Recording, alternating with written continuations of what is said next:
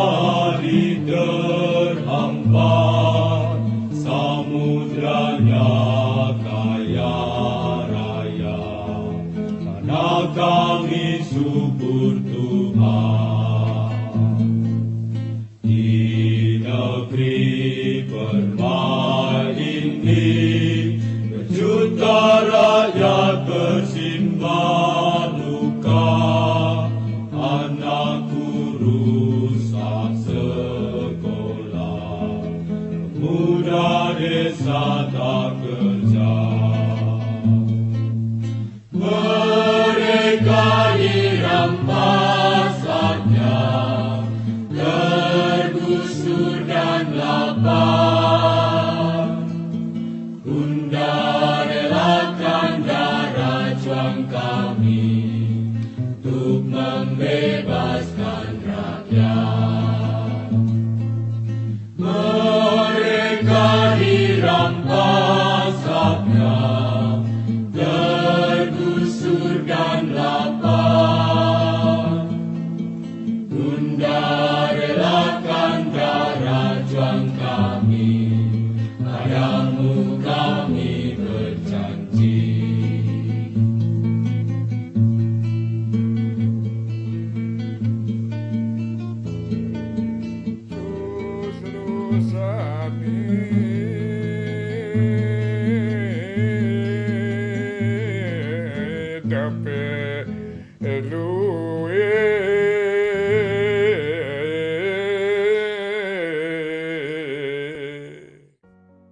Om Swastiastu, pemirsa Bali TV, jumpa lagi dengan saya Heni Shanti di acara Bali Now, dan saat ini Bali Now sedang berada di Sanggar Seni Paripurna, akan berbincang-bincang bersama seorang seniman perupa dan juga penulis, yaitu Arah Mayani.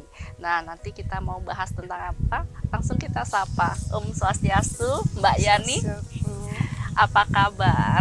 Baik. Sehat ya? Ya. Meskipun sehat. sempat Kemarin kelelahan sempat. ya, sampai agak drop juga. Betul. Nah, ini karena drop sepertinya sibuk banget ya di beberapa acara di Bali belakangan Ya, ini. Ya, boleh betul. cerita kepada pemirsa Bali Now? Ya, saya diundang untuk ikut acara pameran G20 ya, pertemuan itu pimpinan-pimpinan dunia dari 20 Iya. negara kan. Ya pastinya sibuk gitu karena acaranya serius sekali. Persiapannya lama. Persiapan lama, lalu juga nanti ada macam-macam lah kegiatannya kan. Nah, selain itu saya juga ada pameran tunggal di Tony Raka Gallery. Ini juga persiapannya sebetulnya sudah mulai sejak sebelum corona. Oh, persiapannya Iya. memang rencana sudah jauh-jauh. Sudah jauh hari, hanya lalu memang tertunda karena kan di masa corona ya kita nunggu dulu sampai reda gitu. Tapi persiapan sudah dari tahun itu. Nah, ini nyanyian pelangi ini itu juga tentu saja ada konsep, ada cerita di belakangnya, nanti saya jelaskan ya. Ah, iya boleh. Berarti kesibukannya belakangan ini sudah melewati pameran di Tony Raka. Tony Raka Galeri, kemudian sudah dibuka kan minggu lalu. Lalu G20 dibuka sebelumnya juga, jadi sudah selesai pekerjaannya. Mungkin saya kelelahan. Drop. Dan sepertinya masih akan ada persiapan lagi nih. Iya, saya dengar. ini saya sedang menyiapkan karya seni baru, berkolaborasi dengan teman-teman Sanggar Paripurna. Dan ini bukan kerja kolaborasi baru loh, kami sudah membuat beberapa karya sebelumnya. Gitu. Berarti akan ada lagi nih proyeknya. Kapan nih kira-kira mulai akan dipamerkan? Mudah-mudahan karya bisa siap sesudah teman-teman banyak ujian nih teman-teman, soalnya di sekolah kan masih pada sekolah. Selesai ujian itu mungkin sesudah tanggal 18 baru kita akan membuat karya. Mudah-mudahan ya sebelum akhir tahun udah siap. Udah siap ya. Berarti di tahun 2023. Ya. Diadakan nanti di mana itu, dipamerkan. Mbak Yani? Itu rencana ya mau dipamerkan di beberapa tempat yang sudah ada jadwal, yang pasti di Singapura, gitu kan. Lalu juga tentu saja di Jerman karena saya memang rutin mengajar di sana di Universitas Passau di Jerman.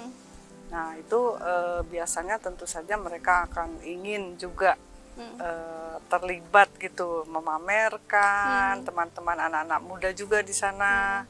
Nah ini juga fokus dari kerja saya, itu istilahnya memberdayakan komunitas, terutama komunitas anak-anak muda gitu, untuk berkarya, untuk melakukan tindakan konkret seperti bertani organik, mengelola sampah, daur ulang. Tentang alam gitu Tentang ya? alam, ini penting sekali. Oh iya, apalagi di saat-saat sekarang ya. Ya tentu Penting saja, ya banget. kan. Iya, Sesudah ada wabah, apalagi Iya. kan kita orang mulai menyadari karena juga masalah bencana lingkungan hidup ini sudah terjadi di mana-mana loh. Bukan hanya di negeri kita Indonesia. aja. Kemarin misalkan di Jerman itu atau di Eropa secara umumnya itu semua orang kaget. Pertama ada banjir bandang, tapi kemudian di musim panas sungai-sungai dan danau kering. Di Jerman, Iya di Eropa, di Eropa. kaget kan semuanya. Biasanya nggak pernah terjadi. Ratusan tahun tidak pernah ada peristiwa seperti itu, sekarang terjadi. Gitu. Nah, Jadi, kalau di kita ya banjir, Iya, sudah biasa longsor, gitu. ya kan, gempa, itu gunung meletus. iya betul-betul. Nah itu kita harus hati-hati. Berarti sekarang sudah harus di apa ya, Mbak Yani ya, betul-betul digerakkan lah Ya, untuk alam, terutama untuk gerakan juga alam Masyarakat, masyarakat ya. bukan hanya orang yang katakanlah punya tugas di atas. Tidak, ini tugas kita semua menjaga alam kita untuk menjamin masa depan anak cucu loh. Iya betul. Berarti di sini tugasnya Mbak Yani memberi penyadaran Tuh. buat masyarakat dengan cara apa Dengan nih? menggunakan media seni itu sebetulnya sangat efektif loh. Karena media seni itu membuat orang semangat, membuat orang senang, nggak takut gitu kan. Iya, Kalau iya. cuma protes-protes di jalan gitu kan orang takut. Menakut-nakuti ya. Iya, dan nggak ya, usah deh, nggak usah gitu deh. dengan tidak dengan cara ketegangan. Nggak perlu. Justru Cuma dengan cara seni, kreatif. kreatif. Hmm. Ah, iya betul. Dan itu sudah Mbak Yani lakukan sejak kapan tuh? Wah, itu saya sudah mulai kerja dengan komunitas itu sebetulnya di tahun 2006 di Jogja. Waktu itu ada gempa besar, ribuan orang jadi korban. Lalu saya mulai bekerja dengan selain komunitas seniman tentunya aktivis lingkungan hidup, juga komunitas pesantren Amumatra.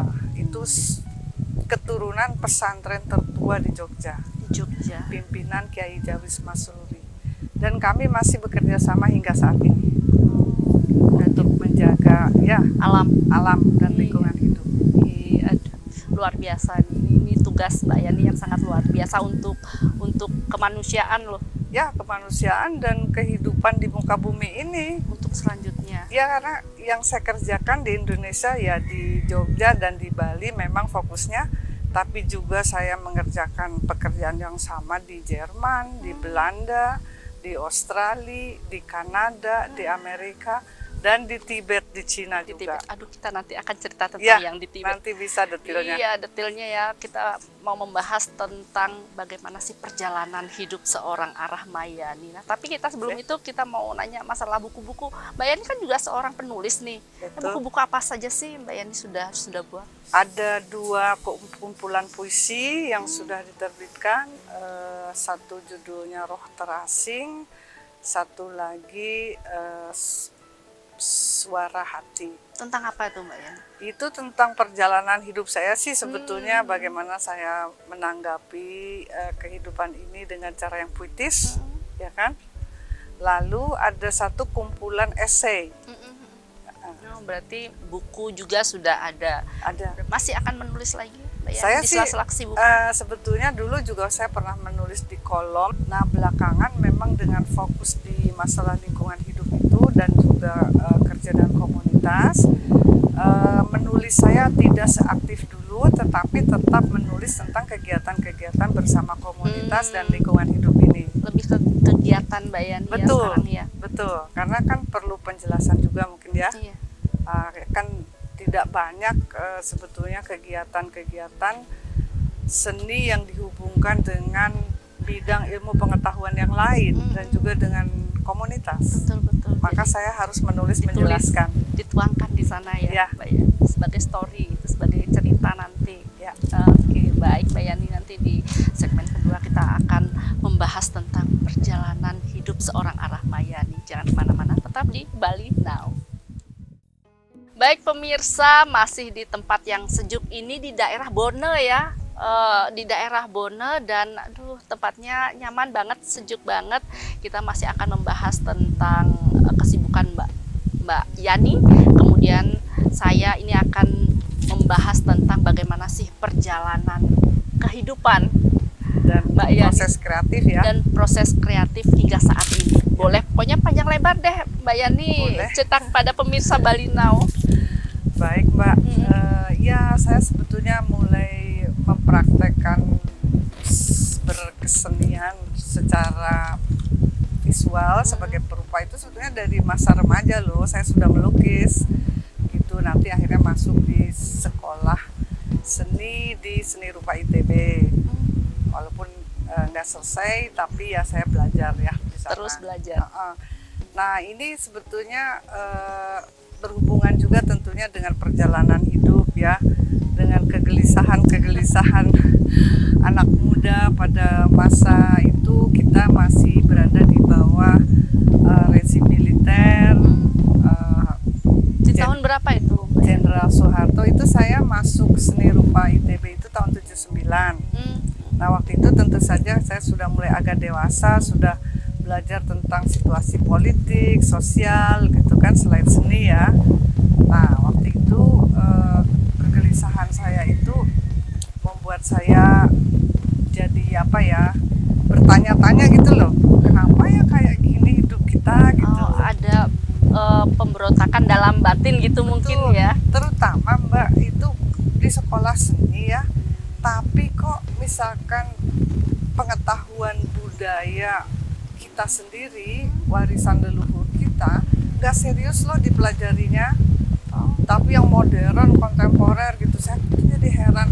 Padahal warisan budaya leluhur kita kan penting ya, masa dilupakan? Iya.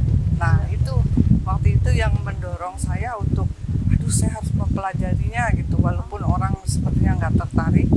Karena waktu itu memang di masa rezim militer itu gaya hidup kita tuh lebih diarahkan untuk mementingkan ekonomi gitu.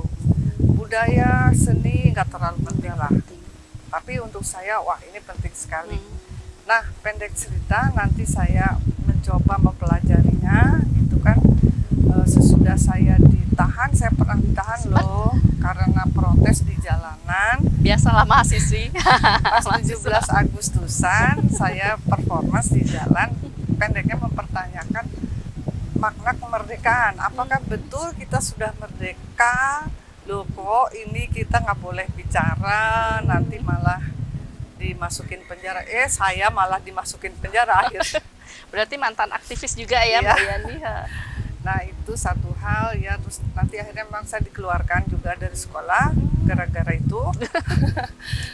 Lalu saya nanti sempat punya kesempatan pergi ke Sydney di Australia, bertemu kelompok hippie tua, dan mereka bilang, warisan budaya leluhur kamu tuh luar biasa lah. Loh kok ini Londo malah ngomong warisan budaya nenek moyang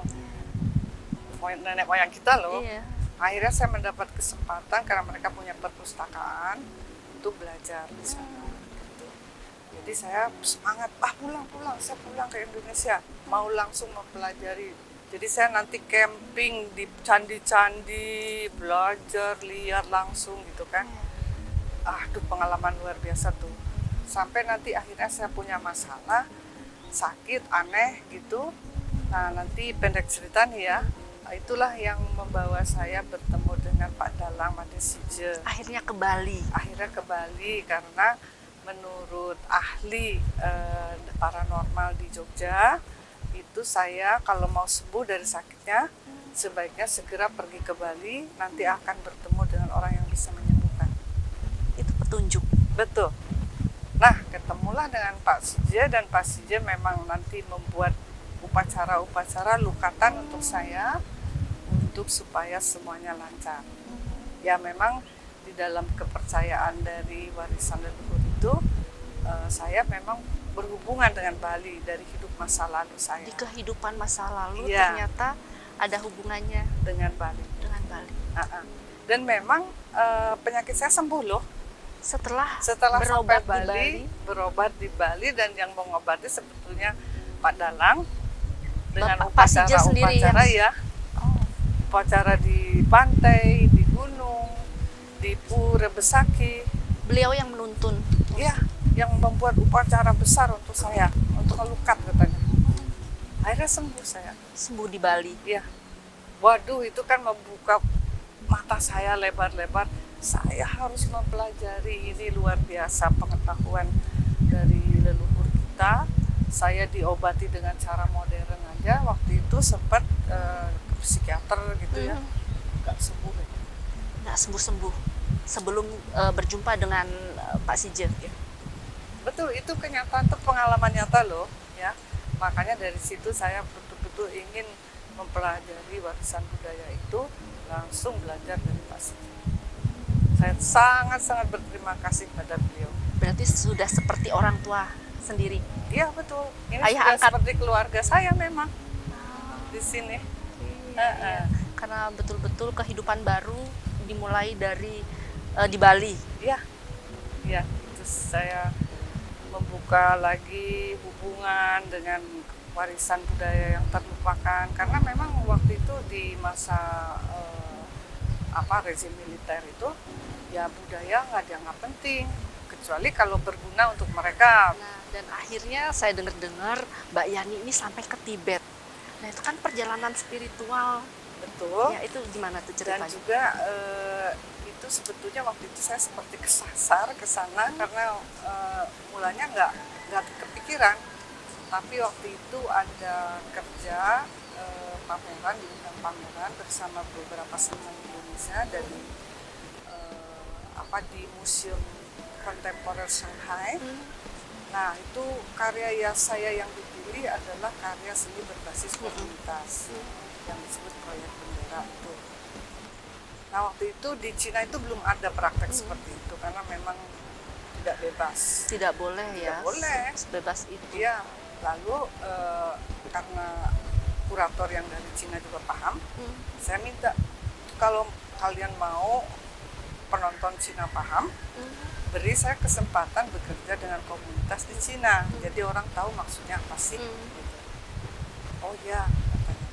Terus contohnya besoknya ada berita, oh ada gempa katanya, di mana, di Tibet. Nah, saya pengalaman loh bekerja dengan komunitas yang masyarakat yang dilanda gempa di Jogja kan. Saya boleh kalau ini ke sana nanti, karena saya sudah punya pengalaman, jadi saya beranilah gitu. Ya kan? Akhirnya berangkat ke sana. Ya, dengan asisten dari seniman muda dari Shanghai, ya saya beranilah. Ya kan? Orang sana ya. Orang sana ngerti bahasanya, saya nggak ngerti kan. Pendek cerita, sampailah saya di sana dan lalu bertemu para biksu, dan para biksu juga percaya, katanya kamu dulu orang Tibet loh katanya. Gitu. Terus saya kaget. Tapi ya oke, bisa di Bali juga bisa ya. Di kehidupan Masa lalu dikatakan Mbak Yani itu. Tapi juga yang sangat menarik untuk saya ketika saya mendengar bahwa tradisi budaya di biara itu ya di Tibet itu yang saya temukan waktu itu, yaitu sekte Gelugpa atau topi kuning, itu tradisinya ternyata datang dari negeri kita. Oh ya. Dari Dari Indonesia ternyata. dari ya, periode Nusantara. Borobudur. Ya. Itu karena waktu itu memang juga ada biaranya selain sandinya di Jawa ya, di Borobudur itu kan biaranya di Muara Jambi di Sumatera. Waktu itu keluarga kerajaan Sriwijaya dan kerajaan Medang Kemulan tuh kawin-mawin. Jadi satu keluarga, makanya sandinya di Jawa, biaranya di Sumatera. Berarti cikal bakalnya sebetulnya dari Betul. Nusantara ya. Dan itu merupakan biara terbesar di Asia Tenggara waktu itu. Selain merupakan biara kelanjutan dari biara pertama di Nalanda, India. Ini kelanjutannya di Muara Jambi. Iya, iya. Nah, ini berita bagus. Pemerintah Indonesia hari ini akan merekonstruksi biara Muara Jambi. Oh, Di iya. sana ada 82 candi. Sampai sejauh ini baru 8 candi yang direkonstruksi. Sudah ada perhatiannya dari pemerintah, luar Ya, biasa. karena kan penting ini warisan Iya, budaya betul. leluhur kita yang begitu sangat beradab dengan nilai-nilai luhur, ya kan? Jangan dong dilupakan, gitu. Dan yang menarik pada saat itu juga terjadi hubungan antara sebutlah kelompok yang dari Jawa maupun dari Sumatera, ya bersatu aja, gitu kan? Bekerja sama, ya hidup bersama dengan nyaman dan bahagia, Harmonis gitu kan? ya. Itu contoh yang Iya, bagus iya, sekali. itu yang harus dipertahankan ya Mbak Yani Betul. ya. Apalagi di saat-saat sekarang yang mulai memanas nih, harus itu yang dipegang teguh keharmonisan. Nah, jadi itu waktu saya temukan di Tibet, ya tentu saja saya bersemangat. Wah, saya mau belajar, gitu kan? Iya. Lalu saya ya belajarlah saya di biara di India Selama berapa lama dari 2012 sampai sekarang sebetulnya sampai masih. saat ini? Karena itu kan pelajaran yang berhubungan dengan kehidupan. Itu bukan hanya diapalin aja gitu kan, Iya. tapi bagaimana juga itu dipraktekkan. Jadi bukan cuma teori, ya kan? Istilahnya gini kalau penjelasan sederhananya, antara pikiran, ucapan, dan tindakan harus berhubungan satu sama lain. Nah, itu prinsip budaya leluhur kita loh. Iya, iya. Gitu. Jadi nggak cuma teori melulu gitu kan, Tapi tidak juga dipraktekkan. dikerjain. Iya, iya, betul-betul. Memang itu harus selaras, Iya dong. dipikirkan dan dilaksanakan, Diucapkan dan dilaksanakan. dilaksanakan. Jadi saat di Tibet itu berapa lama akhirnya? Oh, saya dari 2010 sebetulnya masih kerja dengan mereka sampai sekarang. Sampai saat ini? Iya, Oh, berarti masih ada apa ya, kerjasama iya, lebih untuk apa, alam ya, Mbak iya. Yani ya? Karena Tibet Plateau itu memang tempat yang penting sekali dalam konteks regional, yaitu benua Asia, tapi juga dalam konteks global planet bumi. Kenapa? Karena sebagai tower air Asia. Semua sungai besar di benua Asia, mata airnya Pusatnya. ada di sana. Lalu juga dikenal sebagai istilah kutub ketiga. Ini salah satu bidang es terluas di muka bumi selain kutub utara dan kutub selatan. Tetapi dengan pemanasan global, kenaikan iklim, suhu Iya, iya. udara itu meleleh dengan cepat, ya esnya itu di sana, lalu menciptakan berbagai malapetaka, banjir, longsor di seluruh benua Asia. Lalu permukaan air laut di muka bumi juga naik, karena kan mencairin semua. Iya. Nah, ini kan bahaya sekali sebetulnya untuk kita semua loh di muka bumi. Makanya saya dengan panggilan dari hati sendiri, saya bekerja di sana, tidak ada yang membayar, tidak ada yang membiayai, saya bayar sendiri. Nah, lalu komunitas di sana juga mensupport proyek ini yang kami kerjakan sampai sekarang. Dan akhirnya sesudah 5 tahun, pemerintah Cina pun sadar, ini kan untuk kepentingan semua, proyek kami didukung. Sejak Sampai sekarang. ya. Jadi misalkan kita sudah bisa menanam pohon sampai sebelum COVID, ya selama COVID itu memang kita harus istirahat dulu. Sampai sebelum COVID itu sudah lebih dari 2 juta pohon ditanam di sana untuk melindungi sumber air. Iya, karena Karena pusatnya kalau di sana. tidak, pusatnya di sana, dan kalau kita tidak Dunia lindungi, tidak dijaga keseimbangan ekologinya, Iya. 2030 menurut para ahli saintis itu sumber air di sana bisa kering. Padahal ada lebih dari 1,5 miliar orang di benua Asia hidup dari air yang datang dari sana. Bagaimana nanti kalau nggak ada Ya air? betul. Jadi kita masih perlu apa ya, asupan dari pusatnya ya. Betul. Iya. Aduh, luar biasa. Jadi sampai saat ini Mbak Yani masih sibuk kadang ke Tibet, sibuk ke ngajar juga ya. Ya, saya ngajar di di Eropa. Jerman juga. Baik pemirsa, Luar biasa, dan kita masih akan membahas tentang karya-karya Mbak Yani selain yang di Toni Raka, mungkin ada lagi karya-karya lain. Jangan kemana-mana, tetap di Bali Now. Masih bersama Mbak Rahmayani di daerah Bone, di apa nih namanya Mbak Yani? Sanggar Paripurna, masih membahas tentang karya-karya beliau, kemudian tentang pergerakan beliau sebagai aktivis lingkungan. Nah, kita ngomongin masalah lingkungan nih, Mbak Yani. Tanggapan Mbak Yani sebagai seniman dan aktivis lingkungan hidup terhadap situasi global saat ini apa sih? Ya, memang ini isu yang penting sekali, bukan hanya untuk orang kita loh di Indonesia, tapi di seluruh dunia. Karena memang dampak dari kerusakan lingkungan hidup sudah terjadi di mana-mana.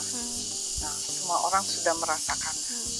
Nah, inilah juga ya dampak dari sistem kehidupan modern dan sistem ekonomi global yang hanya mementingkan profit gitu, laba ya. Tidak penting mau merusak hutan, mau merusak lingkungan hidup demi profit, ya udah nggak apa-apa. Ini harus berubah, ya kan? Nah, sekarang sudah jelas kita sudah mengalami wabah corona sudah 2 tahun lebih kan. Lalu juga perang Ukraina dan Rusia. Ini membawa dampak terhadap kehidupan ekonomi dan juga kerusakan lingkungan hidup tadi. Gitu.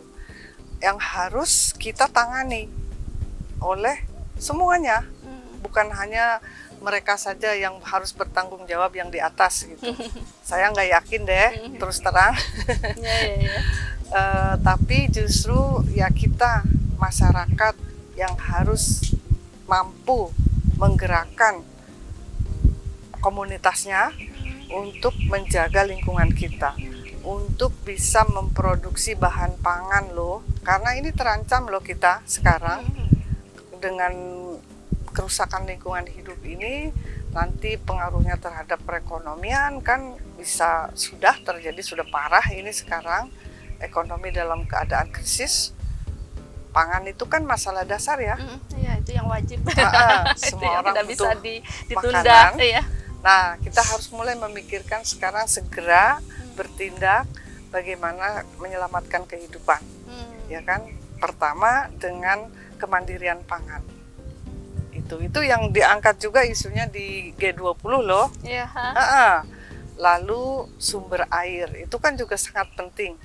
Nah, ini harus dijaga. Jangan sampai semuanya tercemar. Akhirnya kita tidak bisa manfaatkan atau bahkan kering karena ya inilah pemanasan global ini. Kemarin di Eropa saja sungai, danau sudah kering. Itu jarang terjadi. Bahkan tidak pernah terjadi di Eropa sebelumnya. Iya, selama ratusan tahun terakhir tidak ada kejadian seperti itu. Tapi juga sempat terjadi banjir bandang, coba. Gitu gimana, kaget nggak itu? Ya toh? Nah, itulah kita harus menyadari bagaimana kita sekarang harus siap siaga bergerak menyelamatkan kehidupan demi masa depan anak cucu kita. Ini sudah panggilan ini. Ya. Iya, betul. Itu di luar di Amerika saja sudah terjadi hal yang perekonomian di sana sudah terdampak krisis. Jadi harga-harga sudah melonjak tinggi, melampung. Itu banyak masyarakat terutama yang kalangan bawah menjadi tidak mampu mengkontrak rumah. Jangankan itu ya, untuk persediaan pangan aja mereka kesulitan. Saya melihat sendiri bagaimana orang-orang pada nongkrong di pinggir jalan karena sudah tidak mampu lagi untuk mengontrak tempat tinggal. Hidup di tenda-tenda, bayangkan kalau musim dingin kayak apa? Wah, nggak tahu saya. Itu dampaknya luar biasa. Salah ini satu mengerikan contoh. juga kalau seandainya terjadi di Indonesia, gimana ini? Nah, bayangin. Itulah makanya saya fokus di istilahnya pemberdayaan komunitas. Kalau di Bali sebetulnya dari dulu sudah ada yang disebut sistem Banjar kan. Iya. itu sebetulnya sistem komunal untuk menjaga kesejahteraan bersama-sama. Jadi kalau ada yang kurang makan atau apa, kalau kita punya sistem komunal, kita bisa bersama-sama berbagi, ya kan? Saling melindungi. Iya. Itu penting sekali untuk situasi sekarang dan ke depan. Jadi saya berharap di Bali dengan adanya tadi sistem tradisi yang sudah ada, tapi ya ditambah kesadaran tentang situasi yang harus kita hadapi. Nah, ini kita bisa mungkin menyelamatkan kelompok atau kehidupan di sini. Sama juga di Jawa juga sebetulnya ada sistem komunal. Kalau di Indonesia itu suku-suku sebetulnya secara tradisional mempunyai sistem itu. Tapi memang dengan proses modernisasi, orang pergi ke kota, terus hidup menjadi individualistis, orientasi kehidupan materialistis, itu jadi lupa orang. Iya, semakin berubah ya kebiasaan bergotong royong di masa-masa dulu. Iya, betul. Biasa bergotong royong itu bersama-sama kan menghadapi tantangan kehidupan ini. Nah, saya mengerjakan ini untuk mengingatkan kembali proyek seni berbasis komunitas ini sebetulnya untuk memberdayakan kembali komunitas dan menghadapi tantangan kehidupan yang memang nyata. Ini bukan hayalan, ini kenyataan yang harus kita hadapi. Memang sudah terjadi dan harus harus diatasi. Dan kita tidak hanya bisa mengandalkan ya ini kan urusan para pemimpin di atas yang bertanggung jawab. Maaf ya, saya bukannya tidak percaya, tetapi kenyataan itu memang tidak mudah untuk mengandalkan hanya orang di atas. Masyarakat juga harus ikut bergerak. Iya, orang di atas tuh turun ke bawah aja nggak gampang loh. Iya. Ya kan? Karena memang sistemnya dibuat seperti itu. Jadi saya bukan menyalahkan pribadi-pribadi siapa pejabat atau bukan. Tapi ini bicara tentang sistem yang memang dibuat sedemikian rupa, fokus dengan masalah ekonomi dan materi, ya kan? Lalu sifatnya individualistis. Jadi tidak gampang itu untuk karena sistem menghadapinya. Itu ya. Tapi tadi kalau kita masih punya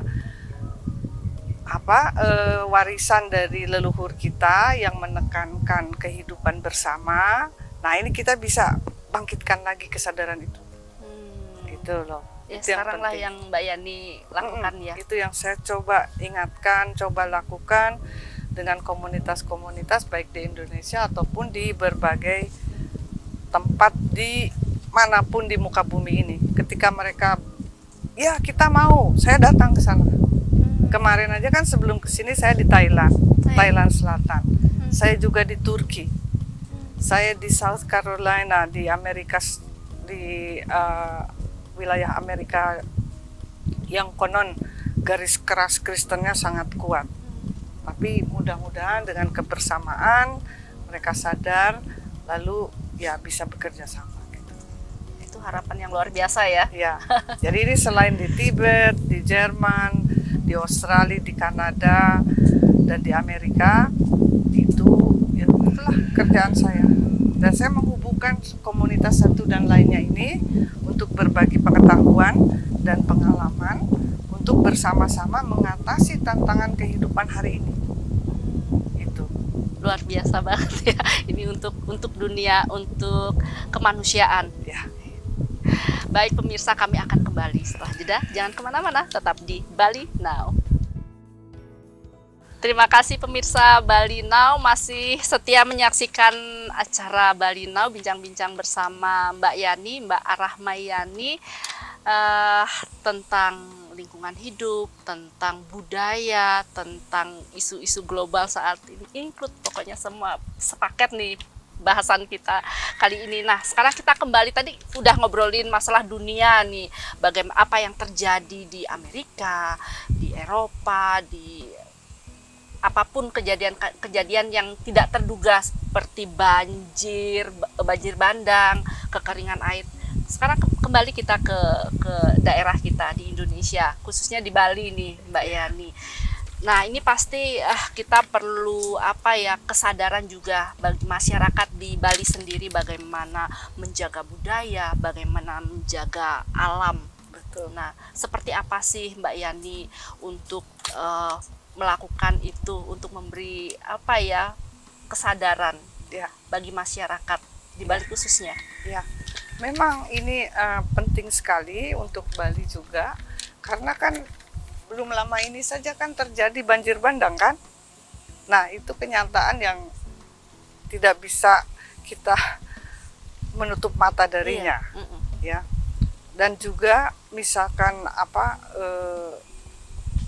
dampaknya itu merugikan kehidupan, ya kan, menghancurkan rumah-rumah. Iya, betul. Nah, itu. Ingat ya itu, dan ini kalau kita tidak cegah akan makin menjadi-jadi gitu. Nah, tapi memang di sini saya dengan teman-teman sudah memulai juga gerakan untuk melindungi lingkungan hidup itu. Ada gerakan di Tabanan, misalkan di sana dengan kelompok untuk mendaur ulang sampah, khususnya sampah plastik. Lalu juga kebun tani organik yang dikerjakan justru di Denpasar, karena untuk memperkenalkan kembali kepada anak-anak muda kesadaran tentang masalah lingkungan hidup, dan kemungkinannya bahkan jika kamu sudah tinggal di kota pun masih akan bisa mencoba untuk melakukan pencegahan kerusakan lebih lanjut.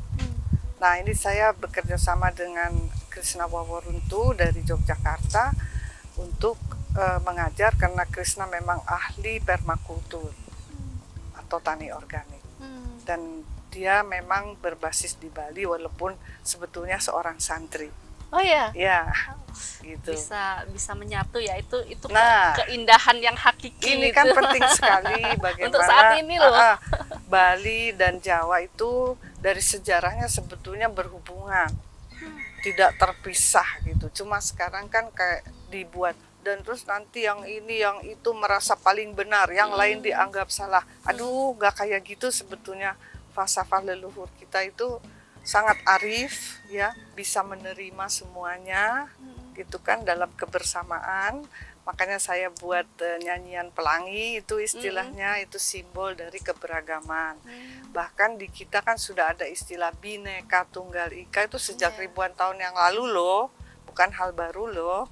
Nah, ini harus kita ingatkan anak cucu kita supaya jangan lupa warisan budaya yang begitu luhur nilai-nilainya, begitu beradab, ya kan, menghormati semua.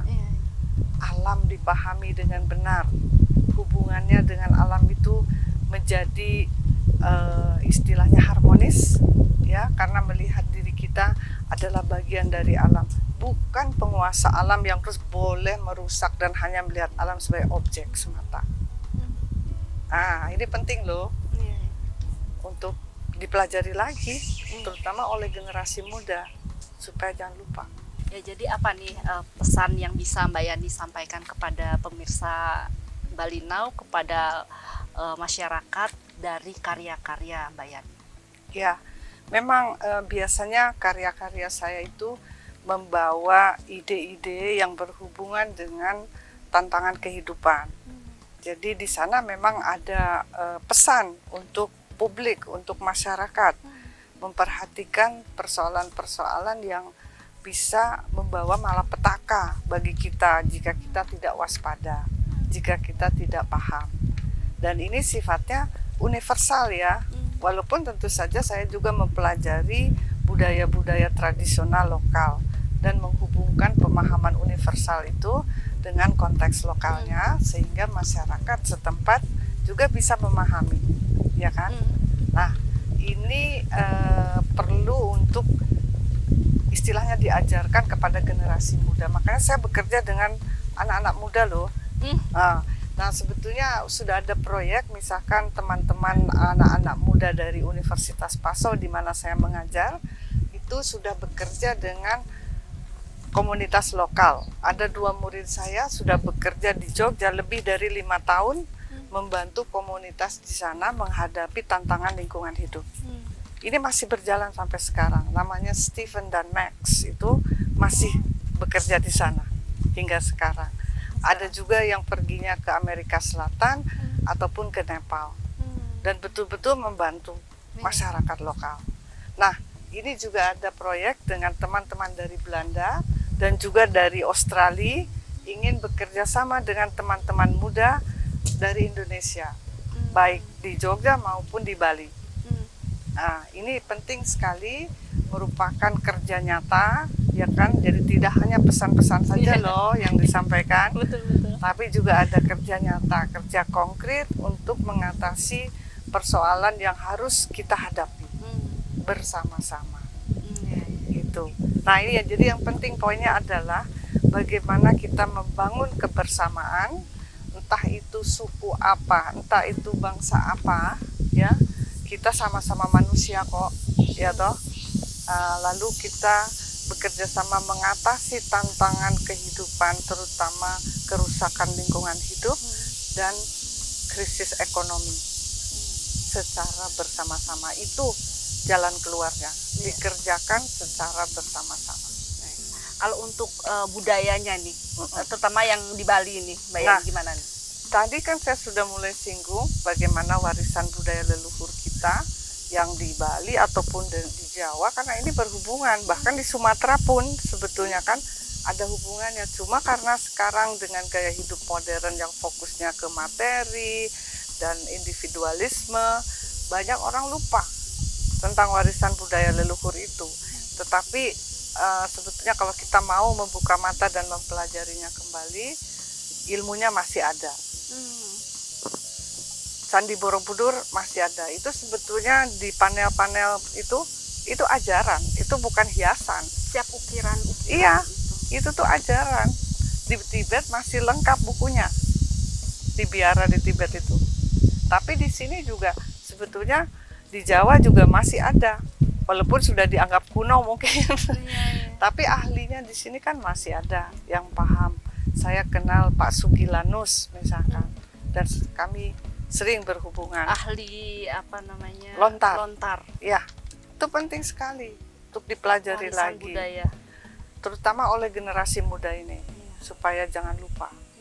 Orang luar saja belajarnya di Bali. Nah, orang luar saja datang ke Bali itu dulu, yang mereka yang pada tinggal di Taman Bebek di Sayan itu ya, itu kan orang-orang asing, seniman maupun intelektual seperti Margaret Mead gitu kan, lalu ada seniman-seniman yang awal datang ke sini tuh, mereka mempelajari budaya lokal tradisional atau kearifan lokal istilahnya ya, itu mempelajari karena memang sebetulnya di barat itu yang hilang.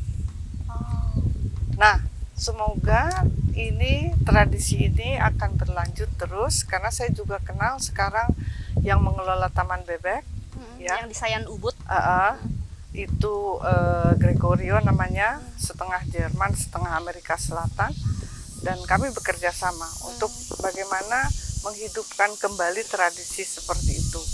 Jadi orang barat datang ke Bali itu nggak cuma mau cari duit gitu loh, tetapi saling menghormati, saling belajar, membangun kehidupan yang tadi harmonis dengan alam maupun dengan makhluk-makhluk lainnya, manusia maupun penghuni yang lainnya. Iya. Itu kan penting juga. Betul. Yang tidak tampak pun perlu kita. Iya, betul. Iya, karena kita tidak hidup sendiri. Iya, itu tidak hidup sendiri ya, ingat ya. Iya, jadi ada sisi apa ya, dimensi lain yang perlu kita. Dan kita harus bekerja sama. Kalau mau hidup dengan tenang dan bahagia. Betul. Bersama-sama. Semoga semua makhluk hidup berbahagia. Ya, betul. Aduh, terima kasih Mbak Yani. Aduh, sama-sama. Terima kasih. Banyak banget apa ya, ilmu-ilmu baru nih yang kami dapat dari Mbak Yani. Iya, semua sudah menyiapkan waktunya bincang-bincang bersama Bali Now di sela-sela kesibukan ini mempersiapkan proyek berikutnya. Iya. Semoga sukses nanti di proyek berikutnya Mbak Yani. Terima kasih semuanya. Sukses. Baik pemirsa, itu tadi bincang-bincang saya bersama Mbak Rahmayani. Semoga bincang-bincang kami tadi bisa memberikan pesan yang baik dan bermanfaat bagi kita semua. Saya Heni Shanti, jumpa minggu depan. Salam Bali Now. Om Santi, Santi, Santi Om.